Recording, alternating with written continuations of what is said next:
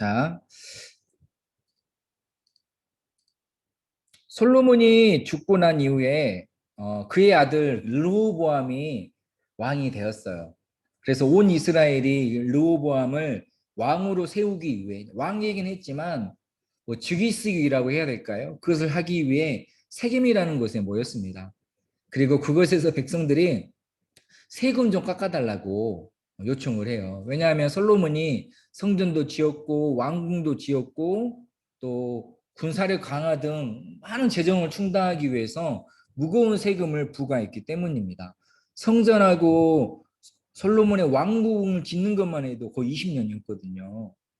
그리고 그렇기 때문에 굉장히 백성들의 부담이 컸습니다.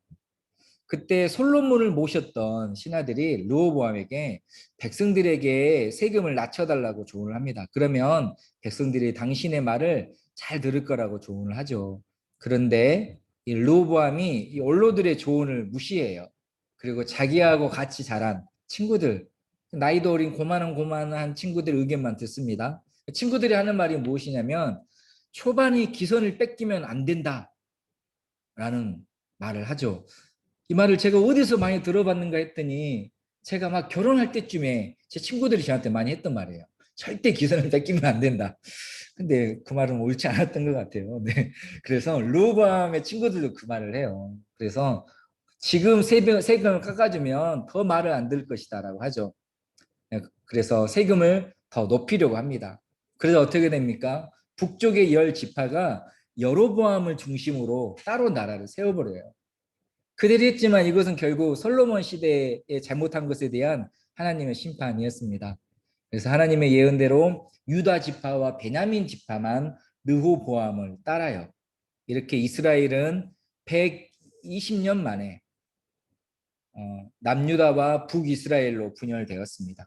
그리고 북이스라엘이 존속했던 약 200년 동안 남유다와 북이스라엘은 거의 원수처럼 지내요. 같은 민족이었음에도 불구하고 굉장히 원수에 가깝게 지냈습니다. 물론 중간에 가까웠던 시절도 있었는데 또 그게 그렇게 좋지도 않아요. 나중에 보면 나오니까 넘어가도록 할게요.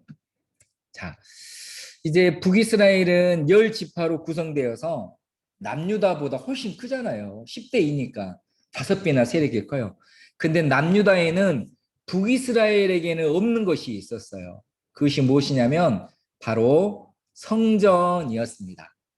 모든 이스라엘 사람들은 성전에서 예배를 드렸어요. 그리고 자기들도 우리는 성전에서만 예배 드려야 돼라고 알고 있었고 가르치고 있어 행하고 있었습니다. 비록 나라는 분열되었어도 하나님을 향한 순종과 믿음을 지켜야 하잖아요. 그래서 북이스라엘 사람들은 남유다에 있는 예루살렘 성전에 계속 가는 거예요. 지금 우리나라가 남과 북으로 나눠졌는데 어떤 민족의 성지가 서울에 있다고 칩시다. 근데 평양에 있는 사람들이 자꾸 서울에 내려오려고 하는 거예요. 개성에 있는 사람들 서울로 내려오려고 하고. 그러면 나라 입장에서 특히 여로보암 입장에서 이것은 큰 손실이자 위기가 될 수 있어요. 야, 지금은 우리가 됐지만 또 사람들이 마음을 뺏길 것이다. 나라가 무너질 것이다. 라는 염려를 하게 되죠. 그래서 여로보암이 뭘 하냐면요. 황금 송아지 형상 2개를 만들어서 각각 베델과 단의 성소를 만들어서 그곳에 둬요. 그리고 뭐라고 하냐면 너희가 하나님을 예배하고 싶거든 굳이 예루살렘까지 가지 말고 내가 여기에 마련해 놨으니 베델과 단으로 가라고 합니다. 베델은 이스라엘 중부에 있어요. 그러니까 이제 나라가 나눠졌잖아요. 북이스라엘의 가장 남쪽에 있고 단은 가장 북쪽에 있습니다. 그래서 예루살렘으로 가지 말라고 했습니다. 여로보암이 만든 이 송아지 형상은 우상 그 자체일 수도 있고요. 또 아니면 언약궤처럼 하나님을 상징하는 것일 수도 있습니다. 그런데 어떤 것이든지 간에 여로보암은 하나님 보시기에 큰 악을 행했어요. 만약에 송아지 형상이 우상 그 자체라면 백성들이 우상에 빠지도록 하는 것. 왕으로서 해서는 가장 안 된 일을 하고 있는 거예요. 그리고 하나님의 임재를 상징하는 것이라 할지라도 그것은 결국 하나님도 섬기고 우상도 섬기는 혼합주의에 빠지게 한 것입니다. 이스라엘의 왕은 가장 먼저 하나님을 섬기고 또 백성들이 하나님을 알도록 해야 되는 것인데 여로보암은 그 길에서 완전히 벗어나 버렸어요. 그러니 당연히 하나님의 심판이 임할 수밖에 없었습니다. 그래서 여로보암이 악한 왕의 상징이 돼요. 우리가 지금도 매주 사도신경을 암송할 때마다 거기에 빌라도의 이름이 나오잖아요. 고린도 빌라도의 이름이 나와요. 안 좋게 악명을 떨치고 있는 것입니다. 여로보암도 그래요. 나중에 이스라엘 왕들이 하나님 보시기에 악을 행하면 성경은 뭐라고 기록하냐면 그가 여로보암의 길로 행했다라고 기록해요. 만약에 하이퐁에 있는 어떤 한국 분들이 잘못을 했는데 그래서 뭐 그런 것이죠. 누가 뭐 가문의 길을 따랐더라라고 한다라면 저 개인적으로 얼마나 불명예스러운 것이겠습니까? 여로보암이 나쁜 왕들의 대명사가 되어 버린 거예요. 하나님께서 교만하고 오만했던 솔로몬과 르호보암을 징계하시기 위해 여로보암을 세웠지만 그 여로보암이 그때 하나님을 잘 믿었다라면 정말로 하나님께서 어떻게 역사하실지 몰라요. 그런 하나님의 심판의 도구였음에도 불구하고 여로보암이 불순종하다 보니까 그 또한 심판의 대상이 되었습니다. 이것이 초반에 있었던 열왕기하 초반에 있었던 이야기들이에요.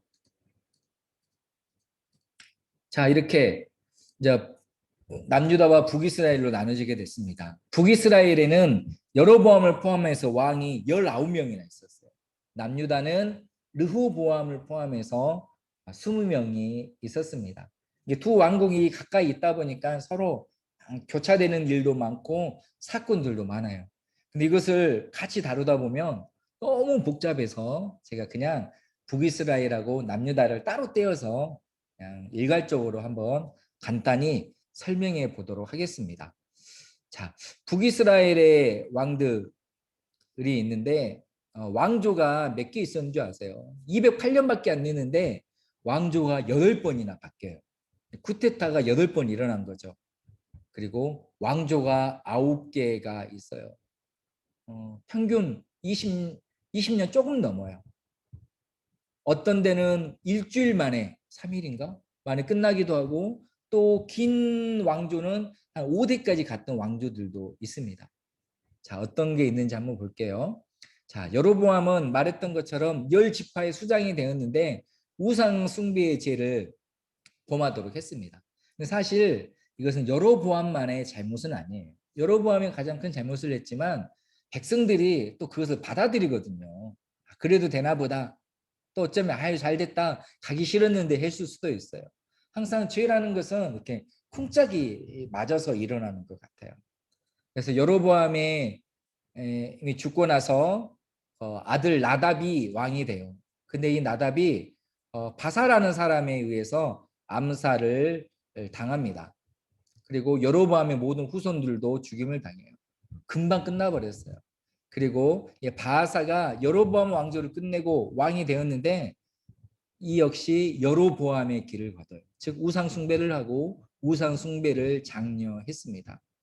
바하사가 죽고 아들 엘라가 왕이 된데 또 이 엘라가 군대 장가 시므리라는 사람에 의해 죽임을 당해요. 너무 초반에 복잡하죠.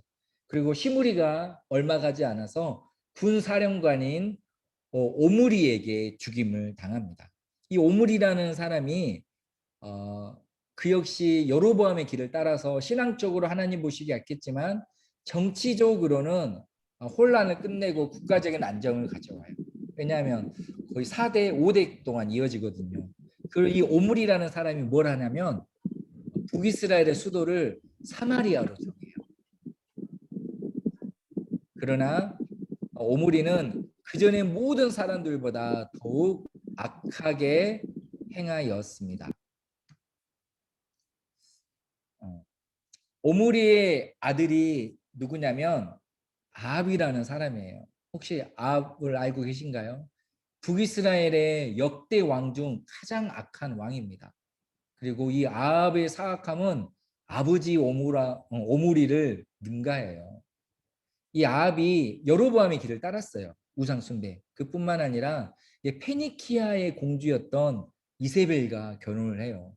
페니키아는 당시 바알이라는 우상을 섬겼습니다. 그리고 이 이세벨이 그 바알 신을 그대로 가지고 와요. 이전에 이스라엘은 하나님도 섬기고 또 우상도 섬기고 금송아지도 섬기는 혼합주의였어요. 그런데 아합 때 어떤 일이 일어나냐면요. 바알신 숭배를 이스라엘의 국가 종교로 삼아버려요. 이것만으로도 그가 얼마나 악한 사람인지 알 수 있어요. 그전에는 백성들이 그냥 알게 모르게 암암리했다라면 공식적으로 바알의 신당들을 곳곳에 만들고 바알 신전의 제사장들을 막 육성하고 양육하고 후원하는 것이 바로 아합이라는 왕이었습니다. 이렇게 바알 신앙이 국교이다 보니까 믿음의 사람들 또 선지자들에 대한 태도가 어땠을까요? 엄청난 박해가 있었습니다. 굉장히 박해가 심했어요. 그랬기 때문에 나중에 엘리야가 굉장히 낙담되어 있었을 때 하나님께서 엘리야에게 이런 말을 하셨죠. 내가 바알에게 무릎 꿇지 아니한 7천 명을 남겼다. 지금 씨가 말라가고 있는 상태이고 바알 신앙이 가득한 줄 알았는데 하나님이 7천 명을 남아두었대요. 이 말이 엘리야에게 다른 힘이 된 것도 된 것이지만 위로가 되는 거예요. 엘리야는 나밖에 없구나. 이 땅에는 하나님을 믿고 아는 사람 나밖에 없구나라는 상황이었는데 7천 명이 있다라는 말에 하나님 엘리야가 굉장히 위로를 받는 것이죠. 그만큼 북이스라엘은 혼합주의를 넘어서서 완전히 바알 신앙으로 가득한 나라가 되어 버렸습니다. 이 아합이 얼마나 악한 왕인 거예요. 그런데 가장 어두웠던 그 시절에 빛났던 사람이 있었어요. 이스라엘에, 북이스라엘에. 그가 바로 우리가 너무나도 잘 아는 엘리야 선지자입니다. 엘리야는 많은 이적을 행했어요. 사르밧 과부의 집에 먹을 것이 떨어지지 않게 하고 그의 죽은 아들을 다시 살려냅니다. 그리고 기도로 오랜 가뭄이 그치고 비가 내리게 했죠. 무엇보다도 엘리야가 행했던 이적 중에 가장 큰 것이 바로 바알 선지자 무려 450명 그리고 아세라 선지자 400명 이제 850명하고 맞짱 떠서 이겼다는 것이죠. 이때 이렇게 해요. 너희의 신과 내가 믿는 하나님 중 누가 응답할 것인가를 놓고 대결을 벌였고 승리를 했습니다. 엘리야가 승리를 한 게 아니라 엘리야가 믿는 하나님이 승리하신 것이죠. 엘리야가 행했던 많은 이적들은 그냥 단순한 이적이 아니라 그것이 온 열방 가운데 이스라엘 가운데 하나님이 어떤 분이신지를 드러내는 이적이었어요. 이적이라는 의미 자체가 그 기적의 의미가 있는 것이 아니라 하나님을 드러내야지 그 이적이 의미가 있는 것이며 기적을 통해서 내가 영광 받는 것은 잘못이에요. 기적을 통해서 사람들이 살아계신 하나님을 알게 하는 것이 기적과 이적의 목적과 의미입니다. 그래서 엘리야가 이적을 행했던 것은 사람들이 그들이 잊어버렸던 바알신 때문에 혼합주의 때문에 잊어버렸던 하나님을 기억하고 하나님께 돌아오도록 하기 위한 것이었어요. 특히 죽어가고 있는 이스라엘. 지금 이스라엘이 지금 거의 죽어가고 있어요. 영적으로. 그런 이스라엘에게 생명의 하나님을 증거하는 것이죠. 이적이 다 그런 거예요. 비를 보내주시고 음식을 마련하시고 아이를 낳게 하고 죽은 자를 살리는 것이 다 생명과 연관된 것이거든요. 메시지는 이거죠. 죽어가는 너희들아 돌아와서 하나님이 주시는 생명을 얻으라 라는 말씀입니다. 갈멜산에서 엘리야가 바알 선지자들과 맞짱을 뜰 때 백성들에게 이렇게 말을 했어요. 너희가 어느 때까지 둘 사이에서 머뭇하려느냐? 여호와가 만일 하나님이면 그를 따르고 바알이 만일 하나님이면 차라리 그를 따라라 라고 말을 하죠. 열왕기상에 기록된 엘리야의 모습은 모세하고 거의 비슷해요. 모세는 시내산에서 하나님을 만났고 엘리야는 호렙산에서 하나님을 만나요. 둘 다 가나안 땅이 아닌 곳에서 지상에서의 삶을 마감합니다. 모세는 여호수아를 세웠고 엘리야는 엘리사를 세웠어요. 또 여호수아는 가나안 정복 사역을 완성했고요. 엘리사는 바알 숭배를 척결합니다. 그리고 예수님께서 변화산에 오르셨을 때 누가 있었어요? 바로 모세와 엘리야가 있었어요. 모세가 율법의 대명사라면 야는 어떤 선지자, 예언자의 대명사입니다. 이것이 가장 악했던 아합 왕 시절에 있었던 일이에요. 아합이 죽고 나서 아하시아가 왕이 돼요. 벌써 이 나쁜 왕조인데 3대까지 이어져 오고 있습니다. 오므리, 아합, 아하시아. 근데 이 아하시아도 바알을 섬기고 여로보암의 길을 행했어요. 2년 만에 그가 죽어요. 하나님이 치셨어요. 아들이 없이 죽어요. 그러니까 아합의 다른 아들 여호람이 왕이 되었습니다. 그리고 이 아하시아 시대에 엘리사가 엘리야의 뒤를 이어서 선지자가 돼요. 엘리야, 엘리사라고 해서 같은 집안 사람 아닙니다. 아들이 아니에요. 전혀 상관없는 사람이에요. 그래서 엘리사에게 하나님께서 예언자 역할을 허락하셔요. 그리고 이 엘리사가 아까 이 여호람이라는 사람의 시대에 주로 활동을 합니다. 이때는 북이스라엘은 아람의 침공을 많이 받아서 굉장히 군사적으로 어려웠던 시절이었어요. 그래서 이 여호람이 우상을 그렇게 섬기면서도 환난과 시련이 오면 또 엘리사를 찾아요. 어찌 보면 근데 믿음으로 찾은 건 아닌 것 같아요.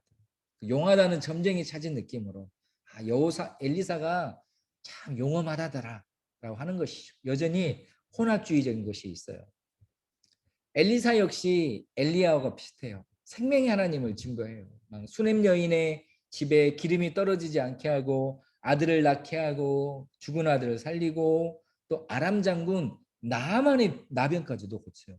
적군의 사람들도 고칩니다. 즉 무엇입니까? 여기서도 하나님은 이스라엘만의 하나님이 아니라 믿음이 있다라면 모든 열방, 모든 사람들이 하나님이다. 그런 생명의 하나님이다라는 것을 드러내죠. 그리고 엘리사가 했던 것 중에 가장 결정적인 게 무엇이냐면 이스라엘의 바알 숭배를 끝내버려요. 국교로 삼았잖아요. 바알 종교를. 그것을 끝내버립니다. 어떤 형식으로 하냐면 하나님의 말씀대로 예후라는 사람에게 기름을 부어서 이스라엘 왕으로 삼아요. 그리고 이 예후가 이스라엘 왕 여호람을 죽여요. 그러니까 바알 숭배의 배후이자 그 뿌리를 죽이는 것이죠. 그리고 나중에 나오겠지만 여호람과 가까이 지냈던 유다 왕 아하시아도 죽여요. 넘어가겠습니다. 그리고 바알 숭배의 배후이자 주범인 이세벨, 아합의 아내였던 이세벨도 죽여요. 마지막으로 바알의 우상들을 모두 헐어버리고 산당을 모두 불살라버리고 남아있던 바알 제사장들도 다 죽입니다. 하나님께서 예후를 들어서 바알 종교를 끝내버려요. 그런데 여전히 그가 여로보암의 길을 행해요.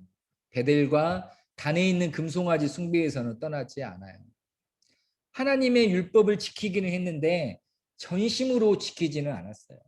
돌아가기는 돌아갔는데 이왕 돌아갈 거면 여호수아나 모세의 시대까지 돌아갔어야 되는데 겨우 여로보암의 시대까지만 돌아간 거예요. 바알 종교는 끝냈지만 여전히 혼합주의로 남아 있었습니다.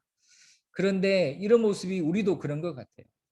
회개하기는 회개하고 회복하기는 회복했는데 확실하게 한 것이 아니라 애매하게 하는 것이죠. 막 열정과 은혜를 불탔던 예를 들어서 막 20대로 20대 그 순수한 신앙으로 돌아가는 것이 아니라 적당히 세상과 타협하고 적당히 뭐 하나님 그 경계에서 눈치 보면서 하는 뭐 30대로 돌아간다는 것처럼 애매하게 돌아가는 거예요. 그러면서도 야, 이 정도면 잘한 것 아닌가? 라고 생각하는 거죠. 예후는 하나님께 칭찬을 받았어요. 그런데 주위에서 온전히 떠나지 않았기 때문에 왕위를 4대까지만 약속을 받았습니다. 만약에 예후가 정말로 모세의 길, 여호수아의 길로 갔다면 북이스라엘의 역사는 어떻게 될지 몰라요.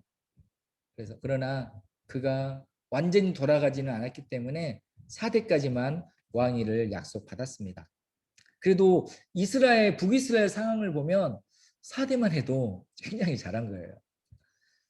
예후 왕조가 북이스라엘에서 가장 번성한 시절을 보내요. 역사도 길었는데 나라적으로도 굉장히 부유한 시절을 보내요. 예후가 죽고 나서 그의 아들 여호아하스가 이름은 듣고 흘려도 돼요. 이름이 다 너무 비슷해가지고 여호아하스가 왕이 됩니다.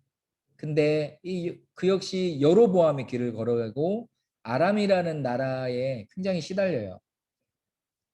요아스가 죽고 그의 아들 요아스가 왕이 됩니다.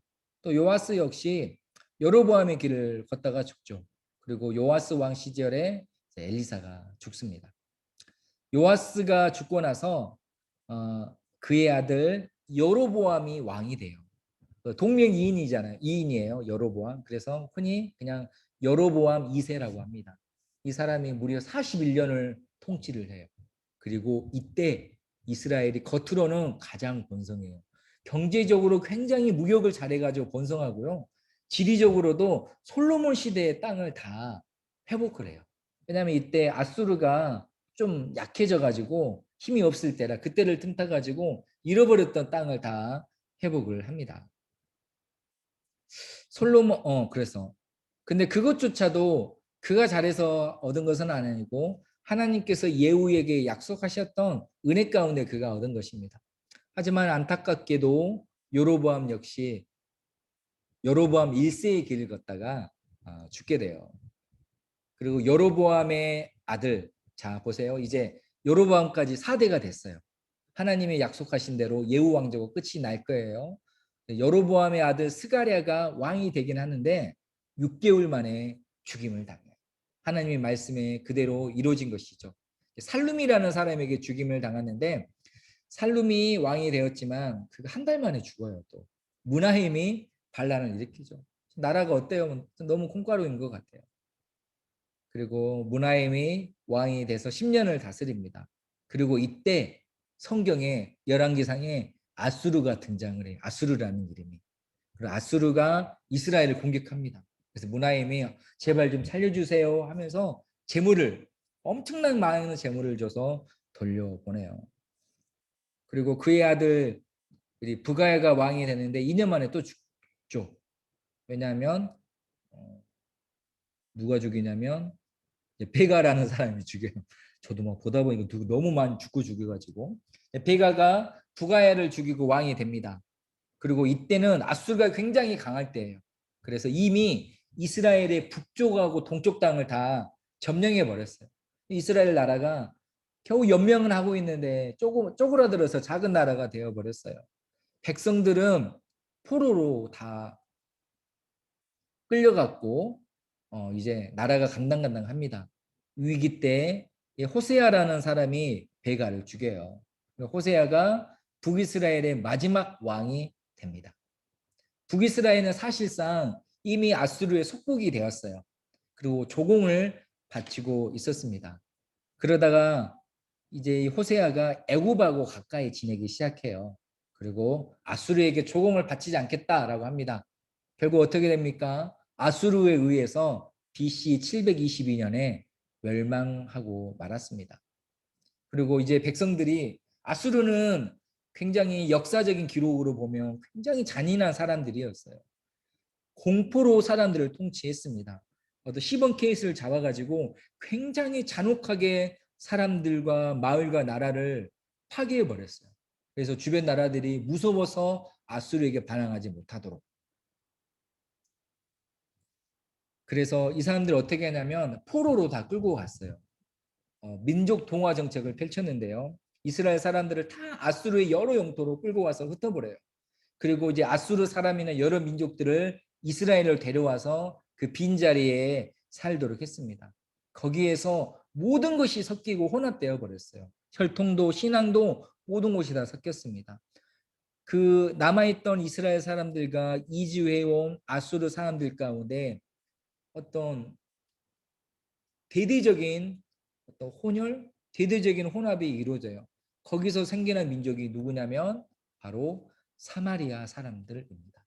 그래서 예수님 시대에 유대인들이 사마리아 사람들을 그렇게 혐오하고 싫어했어요.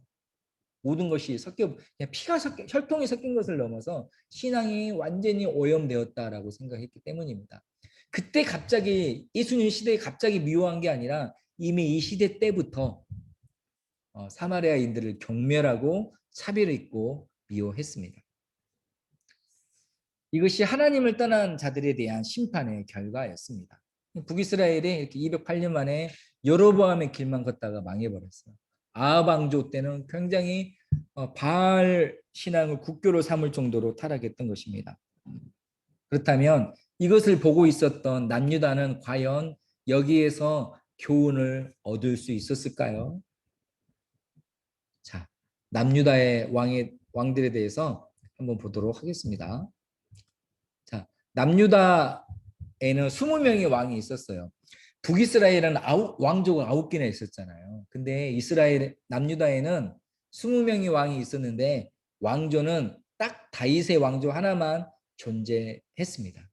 그나마 그것도 남유다 왕들이 잘해서 이어진 게 아니었어요. 바로 다윗에게 주셨던 하나님의 약속과 언약이 있었기 때문에 남유다 왕들의 연약함과 부족함에도 불구하고 하나의 왕조로 이어져 왔습니다. 그럼에도 불구하고 남유다에는 하나님 보시기에 선한 왕들이 7명인가 있었어요. 북이스라엘 왕에 대해서 말할 때는 이렇게 기록되어 있었습니다. 그가 여로보암의 길을 행했다. 그런데 남유다 왕들에 대해 평가할 때 이렇게 돼요. 다윗같이 여호와 보시기에 정직하게 행했다. 또 못하는 왕들한테는 다윗의 마음과 같지 아니하여라고 말을 하고 있어요. 르호보암이 정치적으로 굉장히 무능했죠. 그래서 나라를 지키지 못하고 분열되게 만들었습니다. 그런데 르호보암이 신앙적으로도 신실하지 못했어요. 그것은 아마 르호보암이 보고 자랐던 솔로몬의 말년의 모습이 좋지 않았고 우상을 섬겼고 하나님을 신실하게 따르지 않았기 때문일 거예요. 그 영향이 분명히 있을 거예요. 그래서 이 르호보암이 유다 곳곳에 산당과 우상을 세워요. 그에 대한 심판이 무엇이냐면 애굽의 침략을 받아가지고 솔로몬 왕궁에 보물이 굉장히 많이 있었는데 그래서 다 뺏겨버려요. 그래서 상징적으로 너희가 영광과 부가 없을 것이다 라는 하나님의 심판이었죠. 그리고 이 르호보암이 살아있는 동안 여로보암과 항상 전쟁을 치렀습니다. 르호보암이 죽고 나서 아비얌이 왕이 됐는데 3년 다스리거든요. 이 아비얌 역시 다윗과 같지 않았어요. 아비암이 죽고 나서 아사가 왕이 돼서 41년을 다스려요. 감사하게도 아사가 다윗같이 하나님 보시기에 정직하게 행했습니다. 우상을 없앴어요. 근데 문제는 어머니의 이름이 마아가인데요. 이 마아가가 아세라상을 만들어요. 아들은 어떻게든 하나님 말씀대로 살려고 우상을 없애고 있는데 옆에서 어머니가 어, 그걸 만드는 아세라상을 만든 것이죠. 아사가 뭘 하냐면 그 아세라상을 불사르고요. 어머니를 그 왕의 어머니 페후의 자리에서 내려버려요. 굉장히 의지를 가지고 신앙을 지켰죠. 아사가 죽고 나서 여호사밧이 왕이 되어서 25년을 다스리는데 여호사밧 역시 하나님 보시기에 정직하게 행했어요. 그리고 이때는 여호사밧 왕 때 이스라엘과 굉장히 평화롭게 지냈다고 합니다. 지금까지는 굉장히 높은 확률로 4명의 왕이 있었는데 2대2예요. 처음에 2명은 악한 왕인데 2명은 하나님 보시기에 선한 왕이었습니다. 여호사밧이 죽고 나서 이제 그의 아들 여호람이 왕이 되었어요. 근데 여호람이 아버지 여호사밧, 할아버지 아사가 합쳐서 60년 동안 하나님 보시기에 정직하게 행했잖아요. 그러면 웬만해서는 이 여호람도 다윗의 길을 걸어가야 돼요. 그런데 갑자기 이 여호람이 악을 행해요. 우상을 섬겨요. 아합의 길을 갔다라고 합니다. 갑자기 웬 아합의 이름이 여기에서 나올까요? 아까 제가 여호사밧이 북이스라엘과 평화롭게 지냈다고 했잖아요. 평화는 좋은데 평화롭지 않아야 될 끝까지 평화로워졌어요. 그것은 무엇이냐면 바로 그 여호람이 자 헷갈리죠. 5번째 여호사밧의 아들 여호람이 아합의 딸과 결혼했기 때문에 여호사밧 시절에 평화롭잖아요. 그래서 그 아합의 딸을 며느리로 맞아들여요. 아들의 아내로 맞아들이게 된 것이죠. 그래서 그가 여호람이 아합의 길을 행해요. 하나님 보시기에 악을 행합니다. 이때 남유다가 굉장히 어려움을 겪게 돼요. 이 여호람이 죽고 그의 아들 아하시아가 왕이 돼요. 왜냐면 근데 아빠도 엄마도 아합의 길을 걷고 있잖아요. 당연히 아하시아도 아합의 길로 행하게 됩니다. 엄마가 아합의 딸이에요. 그리고 이 아하시아 역시 아합 집안의 사위가 돼요. 즉 아내를 아합 집안 여인을 받아들인 것이죠. 그러니 신앙적으로 온전히 설 수가 없었습니다. 이스라엘과 유다의 사이가 지금 굉장히 좋아요. 사돈이잖아요. 그런데 안 좋은 목적에서 굉장히 사이가 좋았습니다. 사이가 좋다 보니까 아람이 북이스라엘을 침략해요. 사이가 좋으니까 당연히 남유다에서 군사를 보내서 함께 싸웠습니다. 근데 이때 등장했던 사람이 누구냐면 아까 나왔던 바알 종교를 끝내버렸던 예후라는 사람 기억나시죠? 이 사람이 이때 나와요. 그래서 이때 예후가 북이스라엘의 왕을 북이스라엘 왕 여호람을 죽였고 남유다 왕 아하시아도 이때 죽인 거예요. 예후가 같이 모여 있었거든요. 아람하고 싸우려고. 아하시아가 죽자 어떻게 되었을까요? 다시 이스라엘이 회복되었을까요? 아니에요. 아하시아의 어머니이자 아합의 딸, 그 첫 번째 며느리, 그 여인이 이름이 아달랴인데요. 이 아달랴가 폭주를 해요. 이 모든 남유다의 왕자들 다 죽여버려요. 그리고 6년 동안 통치합니다. 비공식적 통치죠. 6년 동안 유다 왕족이 아니라 이 아합의 딸 아달랴가 이스라엘을 피해 정치로 다스려요. 근데 그때 요아스의 아들이었던 아하시아의 아들이었던 요아스가 유모의 도움으로 살아나요. 갓난아이 때. 그리고 6년 동안 성전에서 숨어서 지내게 됩니다. 이스라엘 백성, 남유다 백성들이 그 아달랴의 폭정 때문에 서태후와 같은 그 아달랴의 폭정에 숨도 제대로 못 쉬고 있었어요. 근데 여전히 유다에는 신실한 하나님의 사람들이 많이 있었어요. 제사장 여호야다가 이 요아스를 굉장히 잘 양육해요. 그리고 6년 정도 준비했다가 모든 바알의 숭배와 바알 숭배와 산당을 없애요. 이상하죠. 북이스라엘에 바알의 종교가 있었는데 지금 남유다에 있는 거예요. 이미 북이스라엘은 바알 종교가 없어요. 예후가 다 부숴버렸잖아요. 그런데 남유다에는 이 아달랴의 영향으로 바알의 신상이 있는 거예요. 얼마나 이 아합 가문의 죄가 얼마나 무서워요. 아합 가문의 죄가 남유다 가운데도 굉장히 이렇게 뻗치고 있었다라는 것이죠. 신실한 제사장 여호야다가 바알 신당을 다 무너뜨려요.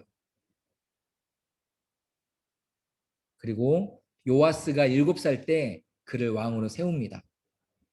그리고 아달랴를 죽이죠. 이 요아스가 7살 때 왕이 돼요. 굉장히 얼마나 어려요. 당연히 여호야다의 멘토링을 많이 받았어요.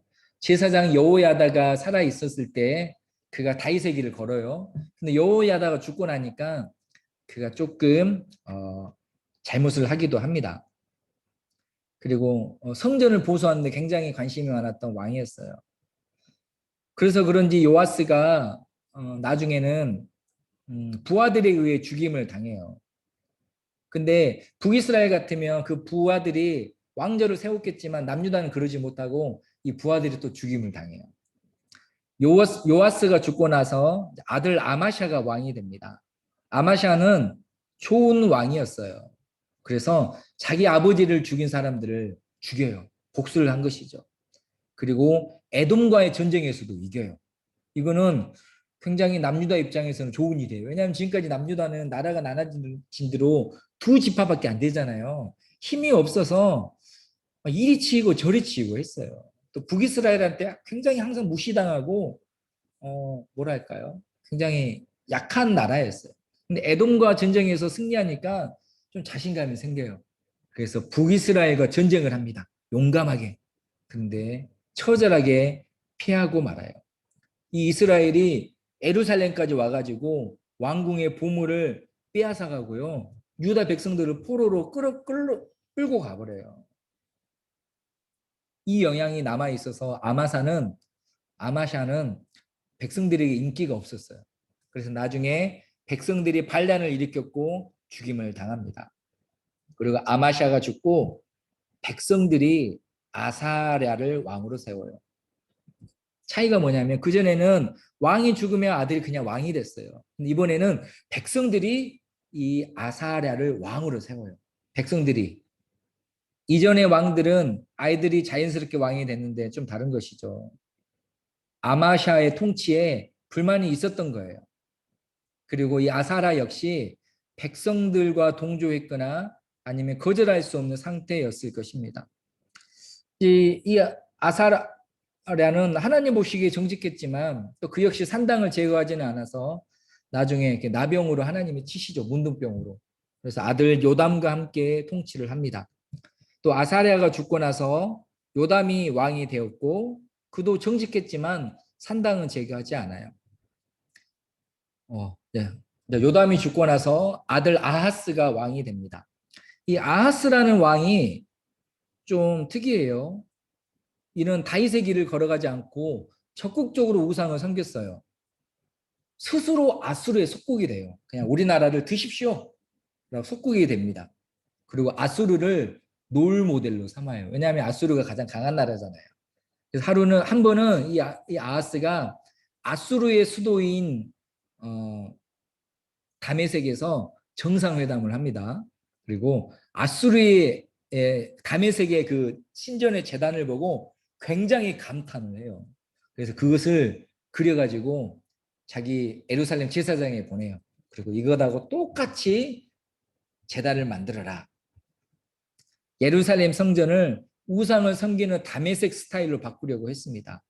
하나님이 아닌 아수르에게 잘 보이려고 한 것이고 하나님이 아닌 아수르를 동경했습니다. 불신앙의 극치이죠. 우리 신앙도 교회 사역들도 이럴 수 있어요. 와, 세상 것이 너무 좋아 보이니까 그것을 그대로 교회 안으로 가져올 수도 있고요. 아니면 세상에게 잘 보이려고 교회의 제도와 신앙의 본질들을 막 타협하거나 바꾸려는 시도들이 있을 수 있어요. 아수르가 그랬던 왕이었던 것이죠. 무분별하게 세상 것을 하나님을 섬기는 것으로 들여왔던 왕이었습니다. 이것으로 보면 간혹 이스라엘에 좋은 왕들은 있었지만 이스라엘 역시 남유다 역시 하나님 보시기에 굉장히 약한 불신앙들이 많이 있었어요. 이제 북이스라엘은 지금 거의 망하기 직전이에요. 북이스라엘이 망하기 6년 전에 이 아하스가 죽어요. 그리고 그의 아들 히스기야가 왕이 돼요. 29년을 통치하거든요. 히스기야 우리가 많이 들어봤잖아요. 히스기야는 하나님으로부터 절대적인 칭찬을 받은 첫 번째 왕이었습니다. 히스기야는 거의 다윗과 같은 왕이에요. 하나님을 신뢰했고요. 하나님을 항상 가까이 했고요. 율법을 지켰습니다. 하나님은 히스기야와 함께 하셨고 그가 어디를 가든지 성공을 주셨어요. 이 히스기야가 뭘 하냐면 아버지 아하스가 했던 모든 정책을 다시 고쳐요. 돌이켜요. 먼저는 모든 산당을 제거해요. 그리고 모든 백성들한테 너희는 지금부터 예루살렘 성전에서만 예배해야 된다라고 해요. 성전 예배를 회복한 것이죠. 그리고 아수르 왕에게도 반기를 들어요. 나는 아수르를 따르지 않겠다. 나는 하나님을 따르겠다. 그리고 블레셋과의 전쟁에서도 승리합니다. 그러나 어때요? 반기를 들었지만 아수르가 너무 강해요. 북이스라엘을 다 멸망시켜 버렸어요. 그리고 아수르도 예루살렘을 위협해가지고 너희를 점령하겠다 합니다. 그때까지 하나님을 의지했던 히스기야가 마음이 쪼그라들어서 작아져서 거의 항복을 합니다. 그리고 많은 재물을 줘서 돌려보냅니다. 그때 아수르가 이렇게 조롱을 해요. 봐라, 너희의 신은 아수르의 손에서 너희를 건져내지 못할 것이다 라고 조롱을 해요. 이것은 이스라엘을 조롱하던 골리앗의 모습과 비슷해요. 이때 다윗이 감히 저 사람이 누구간데 우리 하나님을 모욕하느냐. 내가 칼과 창은 없지만 하나님의 이름으로 내게 나아가거나라고 하죠. 히스기야도 조롱을 되니까 옷을 찢고 하나님께 회개하며 기도합니다. 기도하고 또 기도합니다. 그리고 우리 하나님은 이사야 선지자, 이 히스기야 왕 때 그 유명한 이사야 선지자가 활동했거든요. 이사야 선지자를 통해 구원을 약속하셔요. 결국 하나님께서 아수르를 치셨고 많은 군대가 죽어요. 어쩔 수 없이 아수르는 돌아가요. 그리고 아수르 왕은 사네립은 자기 나라에서 부하들에 의해서 죽임을 당하게 됩니다. 히스기야는 처음에는 하나님을 의지하지 않고 어떻게든 자기의 힘으로 아수르를 돌려보내려고 했어요. 그러나 히스기야가 깨달아요. 아, 하나님을 의지하지 않고서는 해결할 수 없겠구나. 그리고 회개하고 기도하자 하나님께서 그를 구원하십니다. 다윗과 똑같아요. 다윗도 잘 나가다가 결정적으로 자기 힘으로 뭔가를 해보려거나 아니면 자기 욕망에 빠져서 죄를 지어요. 깨달았을 때 다윗은 바로 곧바로 회개하고 기도하고 하나님 구원하시죠. 히스기야도 똑같이 해요.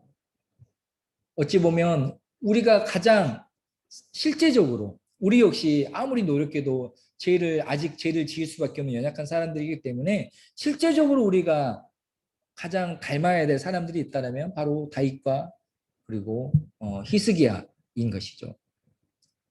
시작은 부끄러웠지만 결국은 믿음으로 승리했습니다.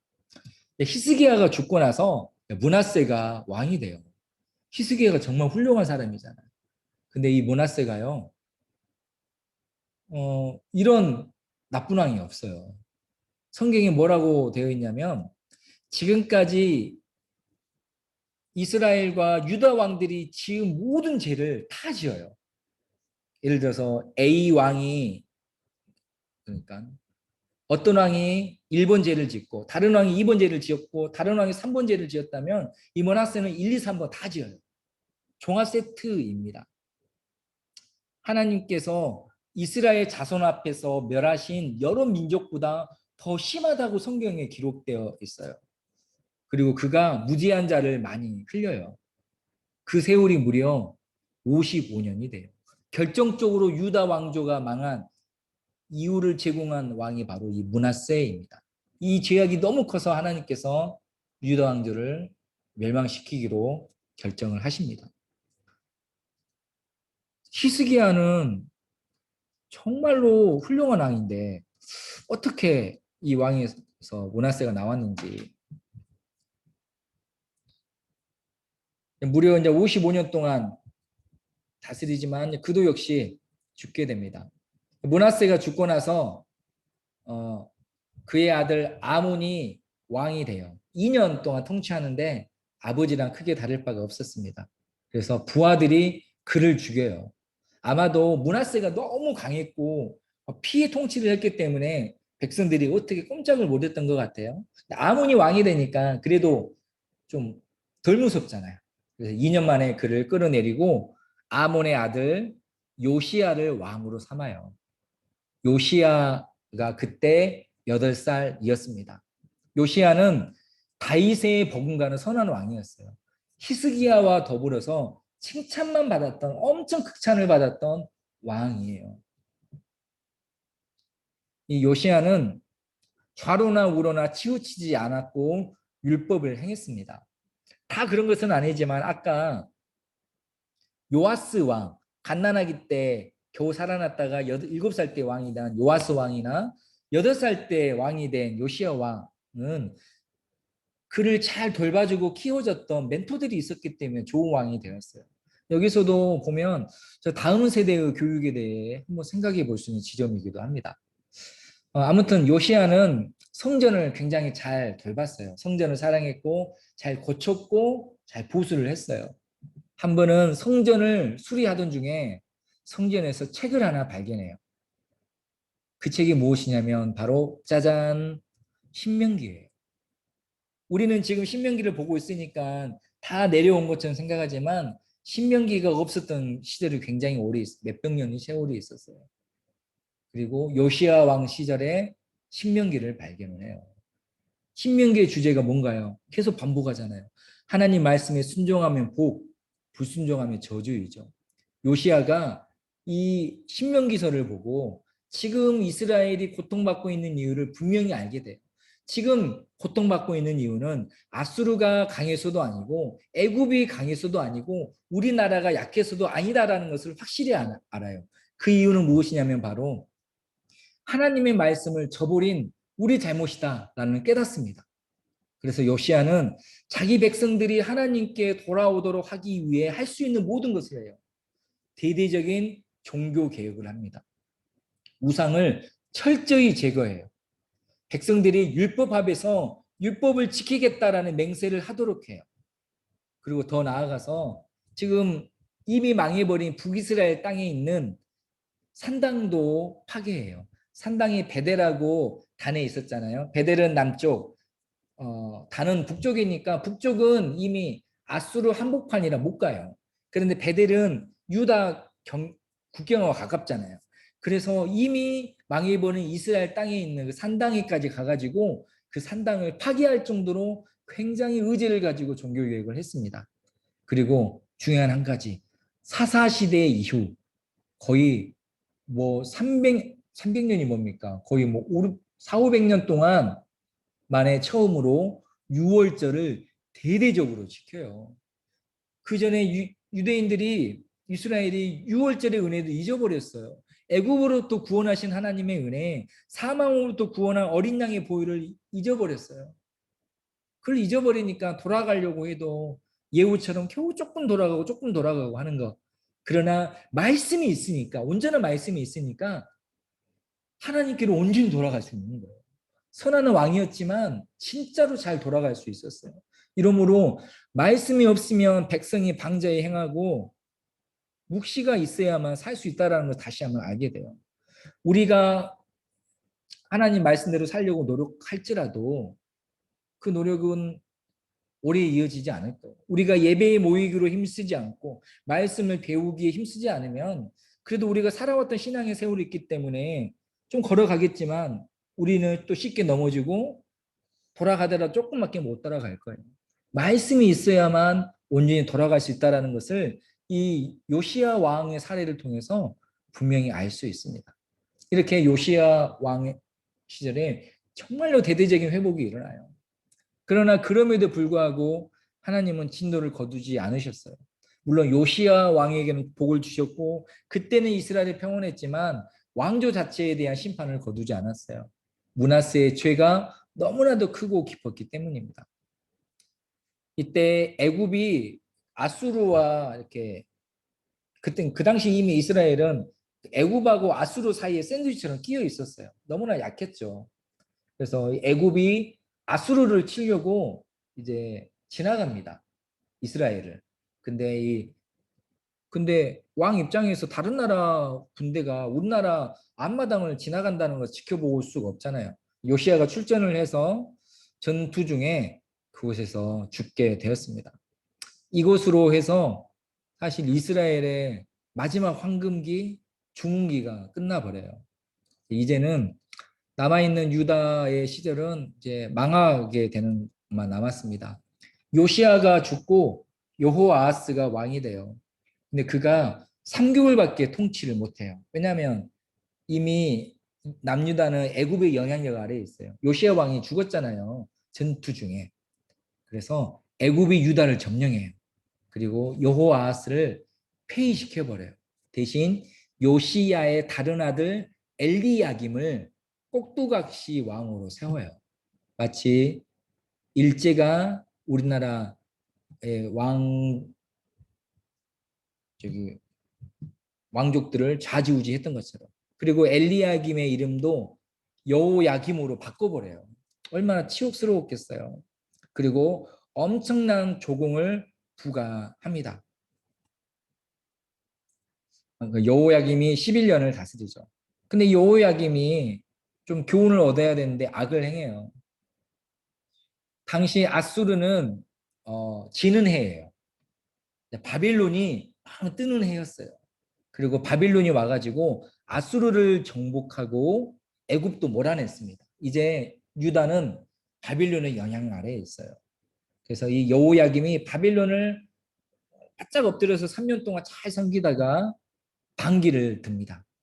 애굽 왜냐하면 애굽이 자기를 세웠잖아요. 그래서 애굽 친애굽 성향이에요. 그래서 애굽하고 친하게 지내야지 하면서 바벨론의 반기를 들었다가 그가 죽임을 당해요. 그리고 여호야김이 죽자 그의 아들 여호야긴이 왕이 돼요. 근데 그 또한 3개월밖에 못 해요. 왜냐하면 바벨론이 와가지고 그를 폐위시켜버리고 또 꼭두각시 왕을 세웁니다. 바로 요시야의 아들 음, 맛 마따디아예요. 그 이름도 시드기야로 바꿔버려요. 아까 똑같은 거예요. 애굽 사람이 외국이 와가지고 자기 멋대로 왕 세우고 이름 바꿔버리고 이번에는 바벨론이 망가지고 자기 입맛대로 꼭두각시 왕 세우고 이름 바꿔버리고 유다의 말년이 굉장히 가슴 아파요. 그리고 이때부터 성전의 모든 보물과 백성들이 다 포로로 데려가요.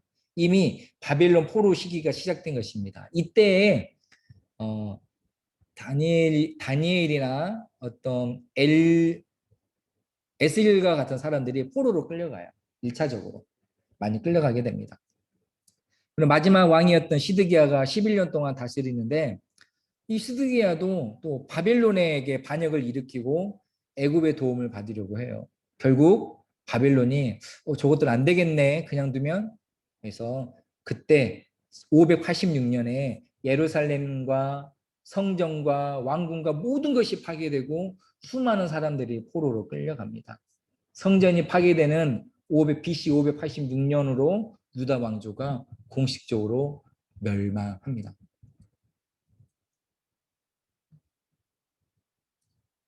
지금까지 북이스라엘과 남유다의 흥망성쇠에 대해서 우리가 살펴봤어요.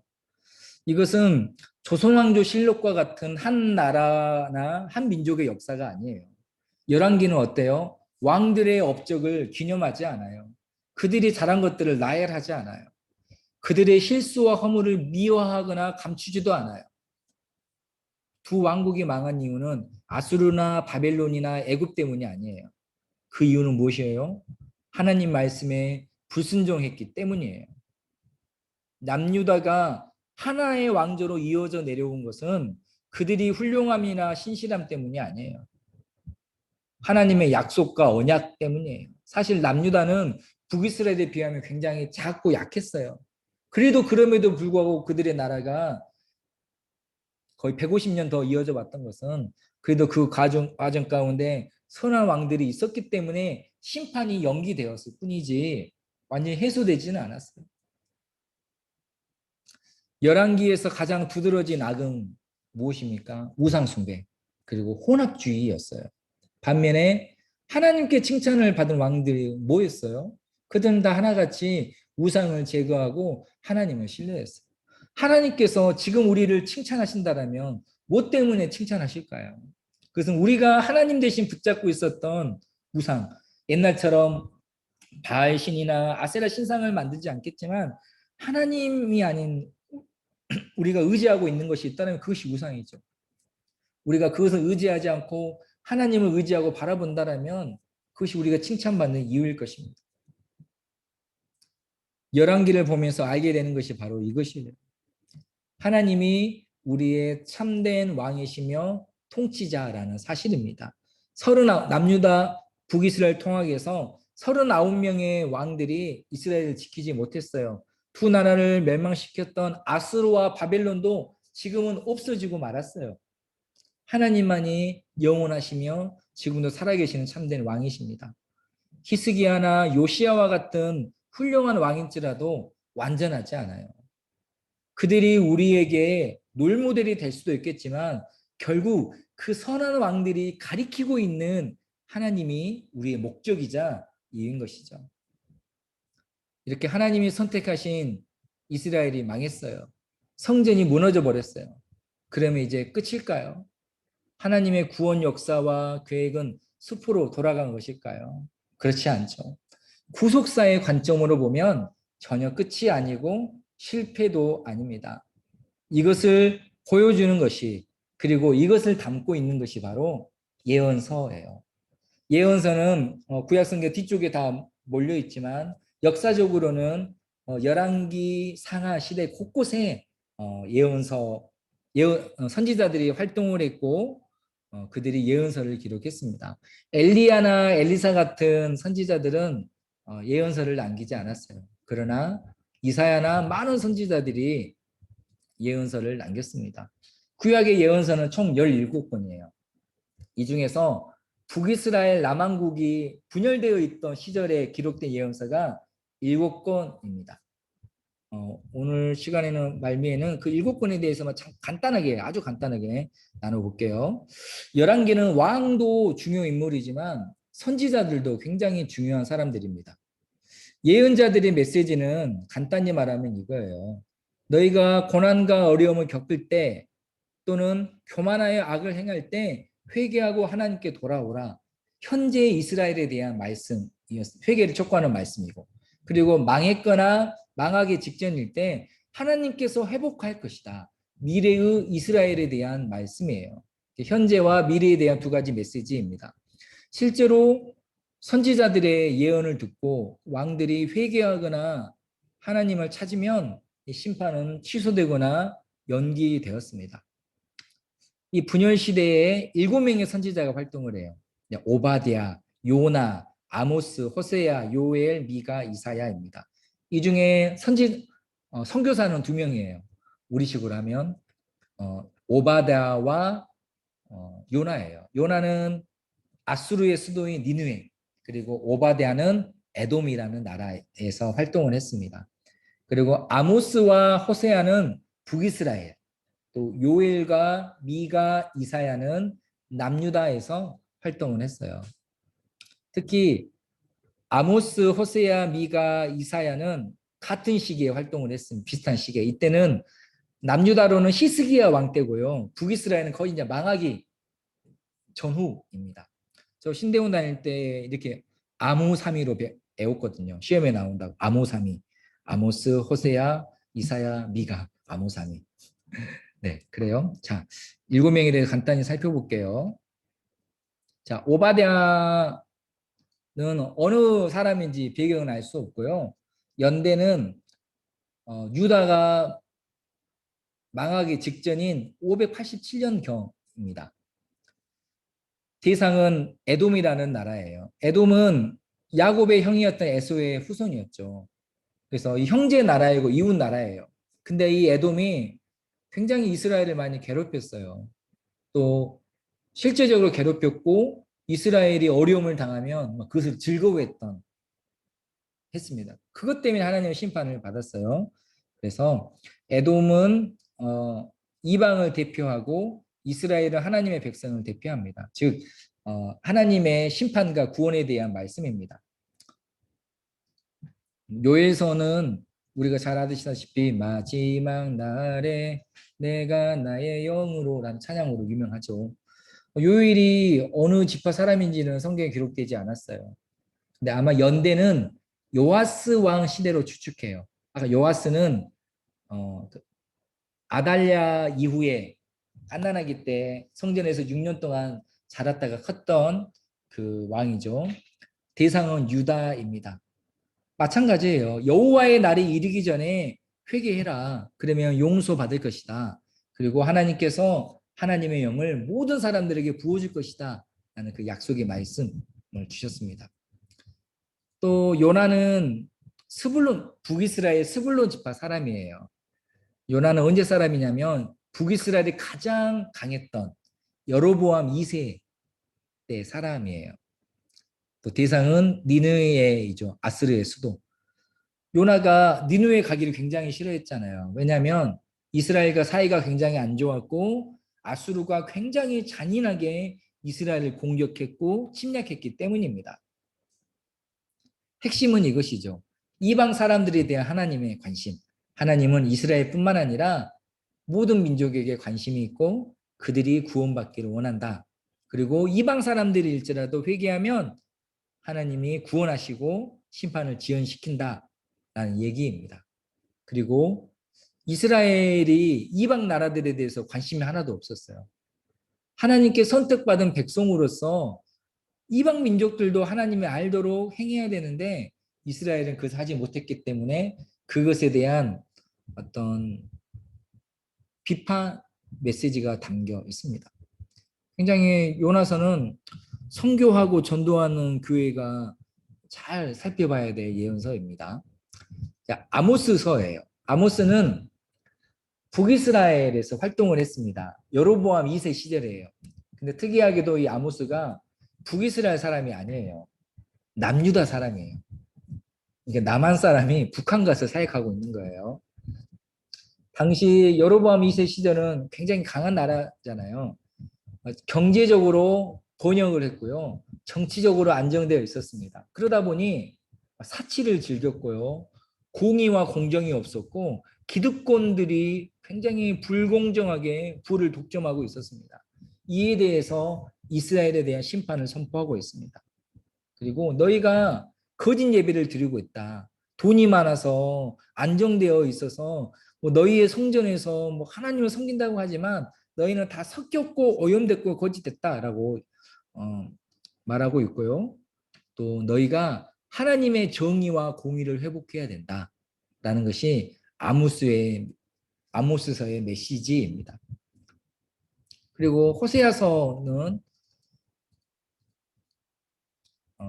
호세아는 북이스라엘 사람이에요. 또 여로보암 2세 초기에 활동했던 사람입니다. 핵심은 그거예요. 죄와 심판과 구원입니다. 이스라엘의 우상 숭배가 영적 간음이라고 하나님께서 말씀을 해요.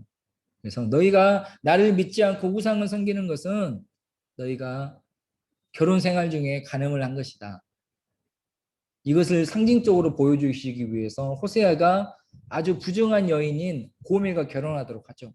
고멜은 몇 번씩 집을 나가잖아요. 그때마다 호세아가 찾아와서 그 여인을 데려와요. 인간적으로 굉장히 아픈 모습이지만 이걸 통해서 하시는 하나님의 말씀이 무엇이냐면 너희 이스라엘이 영적 간음으로 인해서 나를 떠났지만 그럼에도 불구하고 나인 너를 사랑한다. 그리고 난 너희들이 돌아오기를 원한다. 회개하고 지금이라도 돌아오라. 라는 메시지를 계속 주셨습니다. 그러나 안타깝게도 이스라엘이 하나님께 돌아오지 않았죠. 미가서입니다. 미가는 남유다 사람이에요. 미가는 뭐 아하스 왕, 그 다메섹의 신전을 담고 싶었던 아하스 왕과 또 히스기야 시절에 활동했던 왕입니다. 핵심은 그거예요. 심판과 소망에 대한 메시지입니다. 지금 미가는 뭘 봤냐면요. 이스라엘이 멸망하는 것을 봤어요. 그리고 아수르가 흥하고 있는 것을 봤어요. 그러면서 야, 남유다도 정신 똑바로 차리지 않고 회개하지 않으면 똑같이 될 것이다. 라면서 하나님의 길을 떠난 지도자들에 대해 심판의 메시지를 전합니다. 그리고 하나님께서 남은 자들에게 은총을 베푸실 것이다. 라는 메시지도 전하고 있습니다. 마지막으로 이사야입니다. 이사야는 사실 짧게 다룰 수 없죠. 장수만 해도 66장이다 보니까. 근데 이사야는 성경의 추석판이라고 할 수 있어요. 총 전반부 39장은 구약과 비슷하고요. 후반부 27장은 신약과 비슷합니다. 이사야는 히스기야 시대 총 그 4명의 왕 시대에 활동했는데 히스기야 시대에 굉장히 많이 활동을 해요.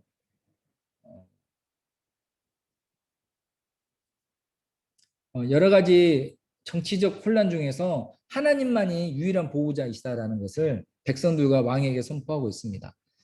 이사야의 특징이 무엇이냐면 예수님에 대한 예언이 굉장히 많이 있어요. 직간접적으로 300회나 나와요. 예수님에 대한 예언이.